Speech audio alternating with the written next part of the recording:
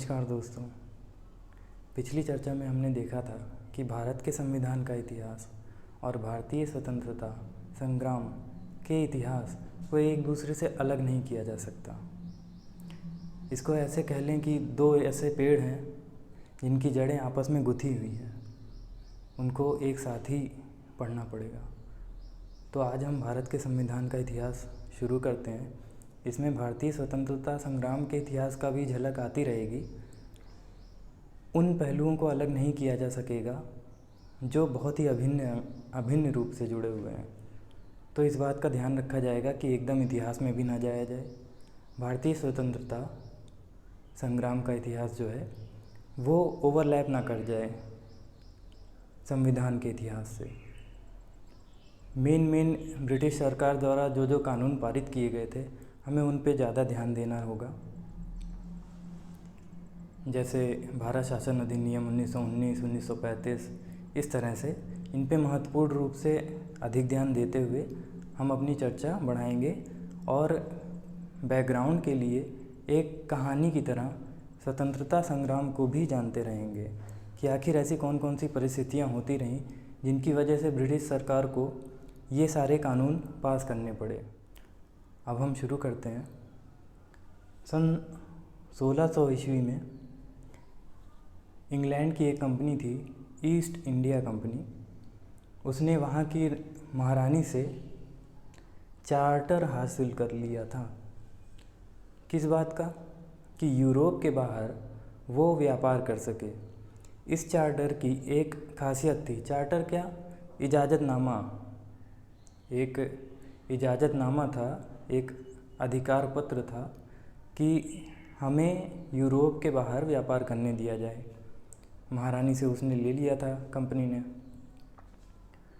उस चार्टर की एक विशेष बात ये थी कि ईस्ट इंडिया कंपनी को एकाधिकार प्राप्त था। एकाधिकार का मतलब इंग्लैंड की केवल वही एक ऐसी कंपनी थी जो बाहर व्यापार कर सकती थी और किसी कंपनी को इस बात की इजाज़त नहीं मिली। इस वजह से केवल ईस्ट इंडिया कंपनी ही भारत जैसे जगहों पे व्यापार करने के लिए निकली वहाँ से। भारत क्यों? क्योंकि उस टाइम यहाँ पे शासन कर रहे थे अकबर। इतना समृद्धि थी यहाँ पे कि पूरी दुनिया में भारत की चर्चा होती थी। सोने की चिड़िया आदि नामों से पुकारा जाता था। वो लोग हैरान थे कि आखिर ऐसा क्या है भारत में, चल के देखते हैं। तो उन्होंने भारत को ढूंढा, कई यात्री आए, ढूंढे, और उन्होंने जब जाके बताया तो वाकई में उन्हें यहाँ पे फ़ायदा नज़र आया।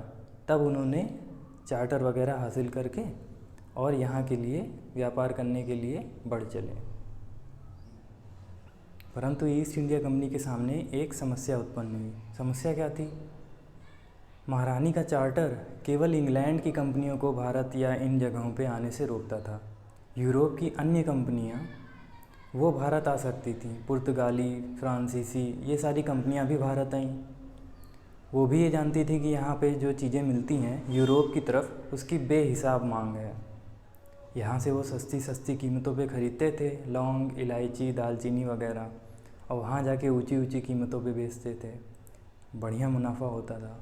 लेकिन दिक्कत ये थी, फ्रांसीसी, पुर्तगाली और ये इंग्लैंड की ईस्ट इंडिया कंपनी, सभी को एक ही चीज़ खरीदनी थी।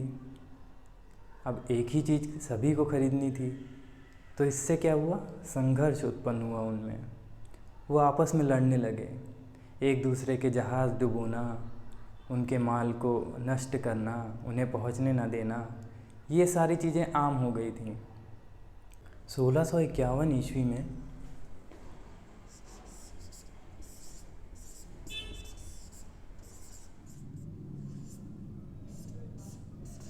हुगली नदी के किनारे ईस्ट इंडिया कंपनी ने अपनी पहली फैक्ट्री लगाई। वहाँ पे माल गोदाम वगैरह बनाए। उसके आसपास लोगों को रहने के लिए प्रोत्साहित किया, और जब वो लोग रहने लगे उसके अगल बगल उसने किलेबंदी भी कर ली। फिर उसने क्या किया? मुग़ल जो अधिकारी वगैरह थे उन लोगों को रिश्वत देकर कुछ गाँवों की ज़मींदारी अपने पास ले ली। ज़मींदारी क्या थी? वहाँ की जनता से कर वसूल करना। भूमि कर। उसके बाद इन्होंने क्या किया, औरंगज़ेब को मना लिया। किस बात के लिए? कि आप हमें बिना टैक्स दिए व्यापार करने दें। उनको कोई टैक्स नहीं देना था और वो अपना व्यापार चलाने लगे। लेकिन बंगाल के नवाब मुर्शीद कुली खां इस बात से संतुष्ट नहीं थे, क्योंकि उनकी राजस्व वसूली कम हो गई थी। कंपनी के हाथ में ज़मींदारी चली गई थी। इसका उन्होंने विरोध किया। टकराव होने लगा दोनों में, अंग्रेज़ों और नवाबों में। 1707 ईस्वी में जब औरंगज़ेब की मृत्यु हुई, ये टकराव अपने चरम पे पहुंच गया। नवाबों ने अपनी ताकत दिखानी शुरू कर दी। औरंगज़ेब के बाद के उसके जो उत्तराधिकारी थे वो उतने ताकतवर नहीं थे, इसलिए अलग अलग नवाबों ने अपने अपने जो है क्षेत्रों में अपना एकाधिकार दिखाना शुरू कर दिया। कंपनी को इससे बहुत दिक्कतें हुई। बंगाल में मुर्शीद कुली खां के बाद अली वर्दी खान नवाब बने। उनके बाद बने सिजाउद्दौला। ये सभी शक्तिशाली शासक थे। इन्होंने कंपनी से टैक्स मांगे और उनको रियासतें देने से भी मना कर दिया।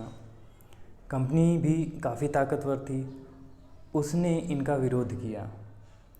कंपनी के कुछ अधिकारियों ने नवाबों को अपमानजनक पत्र लिखकर अपमानित करने का प्रयास किया। कंपनी चाहती थी कि सिराजुद्दौला की जगह कोई एक कठपुतली नवाब हो जो उनकी सारी बातों को मानता रहे। कंपनी ने सिराजुद्दौला के प्रतिद्वंदियों को नवाब बनाने के बहुत सारे प्रयास किए, पर असफल रहे। सिराजुद्दौला ने कंपनी को धमकी दी कि वो भारत के राजनीतिक मामलों में टांग अड़ाना बंद कर दे, मगर कंपनी नहीं मानी। सिराजुद्दौला ने कलकत्ता के किले पे आक्रमण कर दिया। 30,000 सैनिकों के साथ उन्होंने कंपनी की फैक्ट्री को अपने कब्ज़े में ले लिया। कंपनी भयभीत हो गई। उसे लगा कि कलकत्ता का मुख्य किला भी हमारे हाथ से निकल जाएगा। उसने मद्रास के गवर्नर रॉबर्ट क्लाइव को सेना के साथ भेज दिया। परिणाम स्वरूप 1757 में पलाशी में एक भयंकर युद्ध लड़ा गया अंग्रेज़ों और सिराजुद्दौला के बीच। दुर्भाग्यवश सिराजुद्दौला को इसमें हार का सामना करना पड़ा। उन्हें मृत्युदंड दे दिया गया। उनके सेनापति मीर जाफ़र, जो अंग्रेज़ों से मिल चुका था, उसे कठपुतली नवाब के रूप में अंग्रेज़ों ने बिठा दिया। मगर ऐसे जो कठपुतली नवाब थे वो भी पूरी तरह से अंग्रेज़ों के कब्ज़े में नहीं रहते थे। क्यों? उन्हें अपनी एक इमेज दिखानी होती थी जनता के सामने, अपना रुतबा बनाए रखना था। तो हर बात वो अंग्रेज़ों की नहीं मान सकते थे कठपुतली की तरह। 1765 में जब मीर जाफ़र की मृत्यु हुई तब तक अंग्रेज़ों के ख्याल बदल चुके थे। अब उन्होंने कहा कि हम खुद ही नवाब बनेंगे। आखिरकार 1765 में मुग़ल सम्राट से कंपनी ने बंगाल प्रांत की दीवानी ले ली। इससे उसकी एक बहुत बड़ी समस्या हल हो गई। पहले कंपनी को सोने और चांदी लाने पड़ते थे भारत से सामान खरीदने के लिए, तब वो उन सामानों को ले जाके यूरोप के बाज़ार में बेचती थी।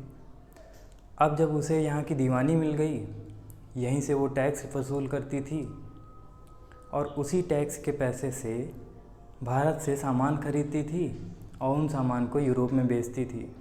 कंपनी का एकमात्र लक्ष्य भारत से धन बटोरने का हो गया। कंपनी के जितने भी अधिकारी यहाँ आए सब अमीर होके लौटे। भारतीयों में कंपनी के प्रति नफ़रत बढ़ने लगी। जब इस बात की जानकारी ब्रिटिश सरकार को हुई तब उन्होंने अपनी छवि को बनाए रखने के लिए एक कानून पारित किया और कंपनी पे कुछ बंदिशें लगाईं। 1773 में उन्होंने एक कानून पारित किया, रेगुलेटिंग एक्ट। रेगुलेटिंग एक्ट 1773 ये उन्होंने पारित किया। इस कानून के ज़रिए मद्रास और बम्बई प्रांत को बंगाल के अधीन कर दिया गया। इन प्रांतों को प्रेसिडेंसीज़ बोला जाता था। इनके लिए एक पद का निर्माण किया गया, गवर्नर जनरल, जो तीनों का प्रमुख होता था। इसके बाद 1774 में सुप्रीम कोर्ट की स्थापना की गई। कंपनी से जुड़े हुए वादों को वो सुनती थी। उसके किसी निर्णय के विरुद्ध अगर अपील करनी होती थी तो इंग्लैंड की जो न्यायालय थी, प्रिवी काउंसिल, उसमें जाके अपील भी की जा सकती थी। अभी भी कंपनी मुग़ल बादशाहों के अधीन ही काम करती थी, लेकिन ईसाईयत का प्रचार, गोद लेने की प्रथा पे रोक और कंपनी की नौकरियों में भारतीयों की उपेक्षा, ये सभी जो कारण थे, इससे भारतीयों में असंतोष की भावना बहुत ही चरम होती जा रही थी। इस भावना को एक चिंगारी दी चर्बी लगे हुए कारतूसों ने। ये बात बहुत ही तेज़ी से फैल गई कि उस पर चर्बियाँ लगाई गई हैं। हिंदू और मुसलमान दोनों धर्मों को भ्रष्ट करके ईसाई बनाने की साजिश है ये। पूरे देश में ये आग फैल गई। बहुत ही व्यापक दंगे हुए। अंग्रेज़ों का व्यापक रूप से नरसंहार किया गया। ब्रिटेन के लोग भारतीयों से घृणा करने लगे। उन्होंने बदले की मांग की, जिसके जवाब में अंग्रेज़ों ने भी भयंकर रूप से भारतीयों का नरसंहार किया। खुलेआम लोगों को फांसी पर लटकाया गया। उस समय ब्रिटेन दुनिया भर में शक्ति के शिखर पर बैठा था। बहुत सारे देशों पर कब्जा कर रखा था, जिसके फलस्वरूप सैन्य दृष्टि से ब्रिटिश भारतीयों से अधिक शक्तिशाली साबित हुए। अंग्रेज़ों ने दिल्ली पर पुनः कब्ज़ा कर लिया और बहादुर शाह जफ़र को रंगून भेज दिया और उनके बेटों को कत्ल कर दिया। इस क्रांति में भारतीयों को सफलता तो नहीं मिली, लेकिन हाँ, कंपनी का शासन ज़रूर खत्म हो गया। अब ब्रिटिश सरकार ने भारत पर स्वयं शासन करने का निर्णय लिया। उसने कंपनी को बीच से हटा दिया। इसके लिए उसने एक एक्ट पारित किया 1858 में, भारत शासन अधिनियम।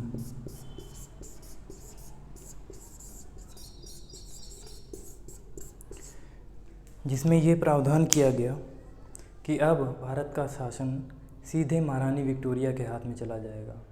एक जो गवर्नर जनरल थे पहले, उनकी जगह पे अब ब्रिटिश सरकार का प्रतिनिधि वायसराय का पद का सृजन किया गया।